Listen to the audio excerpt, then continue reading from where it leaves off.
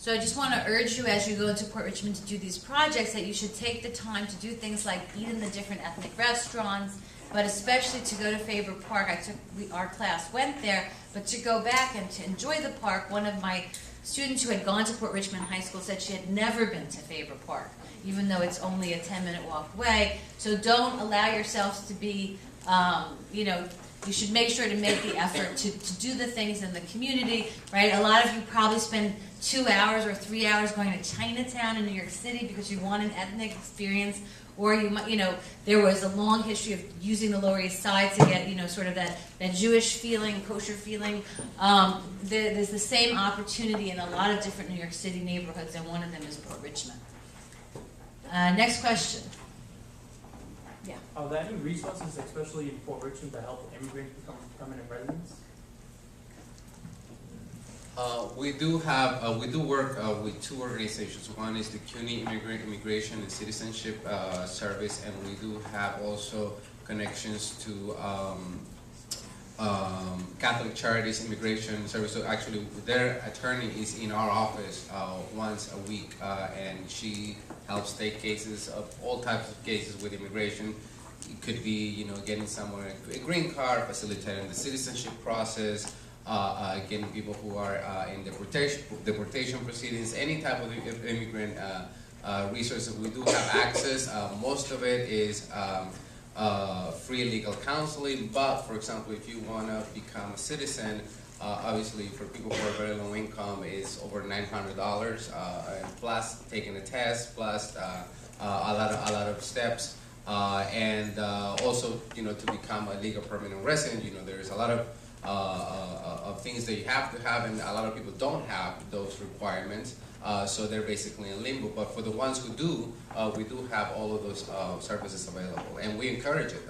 Even for people that are green card holders, they can still be deported. A green card doesn't actually give you the right to remain in the country. So we actually, not only because of their own sake, but also because we stress the importance of having a political voice, and by doing, obviously you have to vote.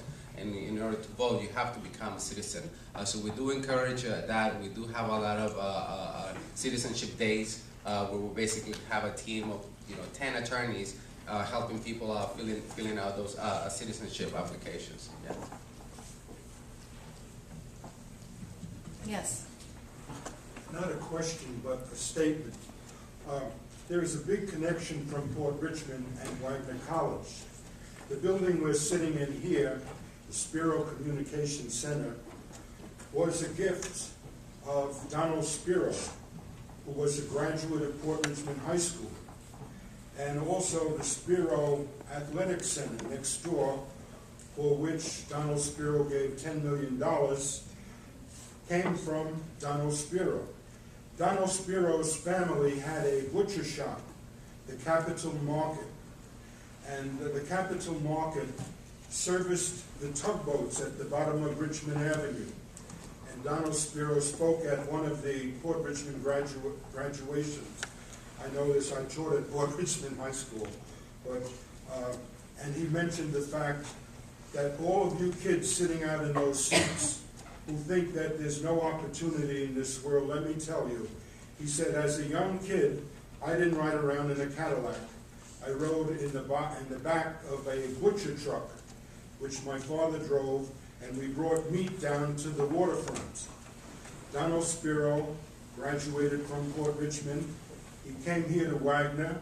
He went in the military, and he graduated, and he became the chief executive officer of the Oppenheimer Fund in New York City, and is perhaps one of the richest people on Staten Island, no longer a Staten Island resident, now in New Jersey.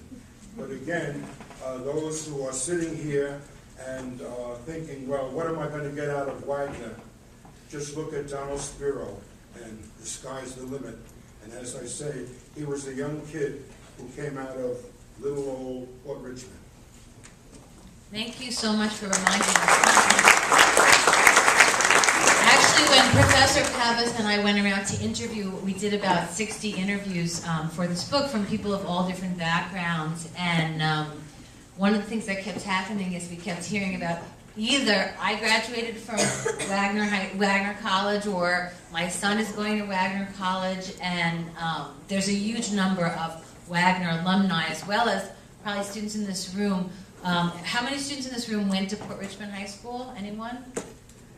1, 2, 3, 4. Mr. Matthews is my teacher. Mr. Matthews, that's who spoke. And how many of you have been to Port Richmond before you went as part of the class, but just in as Staten Islanders? Okay, so some of you know, you have your own impressions of Port Richmond, but certainly among the alumni, until about 10 years ago, Wagner drew its population about 80% from Staten Island, and so the percentage of those students who had gone to Port Richmond High School is extremely high. So there's a lot of ways in which Wagner has an affinity with that neighborhood. But thank you for reminding us about Spiro. There's a lot of really neat things that we learned about that neighborhood. I'm just thinking Staten Island Plate Glass, which was on Port Richmond Avenue, did the glass for, was it the Statue of the crown of the Statue of Liberty, or something at the World Trade Center as well. So there's a lot of ways that neighborhood has an impact on the whole city and on our lives. Other questions? You have. Yeah.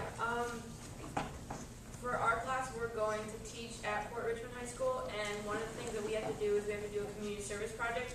And I know, Steve, you had mentioned that you said that there was a lot that can be done in the community. Yes. What do you think is one project or a couple of projects that we could focus on in the community that would help benefit the community through this project? You got more than an hour? Can you actually repeat the question? Yes, Can you yes. hear the question? Yeah, repeat the question. Basically, what do I feel is needed in the Port Richmond area, and that I'm all over the world right now with this here, but I live on the corner of Castleton and Heberton Avenue. It's a big old Italianate building. You kind of can't miss it.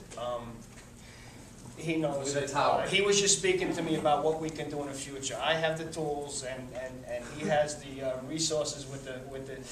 Oh, there's so many things. It's not just picking up papers. I mean, give me time. I'll give you a real good one. Right now, my new phone number's available, and I can speak to you later about it. But just so many things. The last time, can I speak quickly about the image? Can I turn this into a statement? Sure. Okay. When I speak about the immigration issue and everything in Port Richmond, a lot of people think that people that are here are undocumented, choose to be undocumented, and just because they're undocumented, they're not paying taxes. That's totally false. Documentation and a citizenship into the United States, that's the prize, that's the lottery. And not because they're going to come here and change their work ethic and all of a sudden have all these things at their disposal and to get lazy all of a sudden. They're too early in the generation process. Later on they'll get lazy, you know, like my generation has gotten. My father came over and worked 7 days a week. Fortunately, I still have a piece of that, but I see so many of my friends where, again, it's the prize is becoming part of this community and giving back. If she leaves in another 3 years, what she has left is more than she's going to leave with. What she has left here to our community and the culture that she's brought. I'll never forget a friend called me one day and he asked me if my wife would give him all this information, and I wasn't even paying attention to what he was doing. He wanted to pay taxes, basically. He wasn't becoming a citizen, he wanted to pay taxes. Finally, he got this thing all done. He came to me, hey, I got it, what do you got? Well, now I can pay my taxes. You want to pay mine too while you're at it? It's basically, they want to be part of this system and not just to take. It's to give and to assure that, you know, and I've seen so many of them hire unscrupulous lawyers that have taken their money. I have one friend that's gone 3 times and spent, I mean, a lot of money because of paperwork technicality, didn't get it. This guy could build a house from the ground up. You know, he would be so needed here. So